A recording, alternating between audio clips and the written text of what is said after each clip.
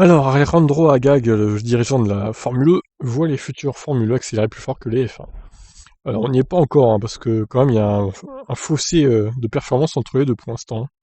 La prochaine génération de monoplaces de Formule E pourrait gagner suffisamment en performance pour rivaliser avec des Formule 1 dans la phase d'accélération. C'est en tout cas ce que pense le PDG de la discipline, Alejandro Agag.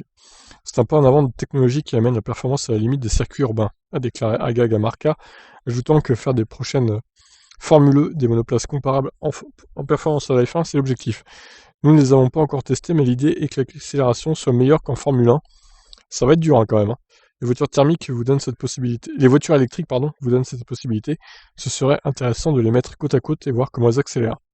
Agag continue donc de vouloir opposer les deux disciplines, alors qu'elles ne sont pas aujourd'hui concurrentes, puisqu'elles ont toutes les deux le statut de championnat du monde de la FIA.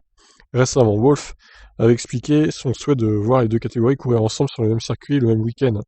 Agag admet que l'idée du directeur de Mercedes le séduit. Ouais, ça serait pas idiot ça. Cela pourrait être fait. Ce que j'aimerais vraiment, c'est avoir le budget de la F1 en Formule E. Donnez-moi 50 millions et je vous construis une Formule E qui se mesure parfaitement à une F1.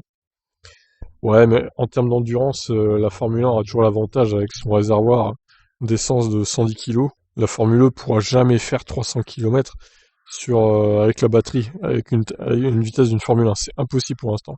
Agag et la Formule E possèdent les droits exclusifs de l'électrique au sein des disciplines des monoplaces de la FIA jusqu'en 2039. L'homme d'affaires assure que la F1 va droit dans le mur avec les carburants synthétiques. Il semble pencher pour une fusion dans les prochaines années, ce que ne veut pas la F1. La Formule 1 et la Formule E devraient converger, car au final, la seule technologie qui va dominer, c'est l'électrique. Dans 10 ans, nous verrons les voitures équipées de moteurs à combustion comme des antiquités. Alors dans 10 ans, je sais pas, mais peut-être que dans 20 ans, oui, du coup. Il y a des tentatives de créer des carburants synthétiques, mais c'est une excuse pour ne pas passer à l'électrique, car ils ne peuvent pas. Les carburants synthétiques coûtent 10 fois plus cher que les carburants normaux, donc ça va nulle part.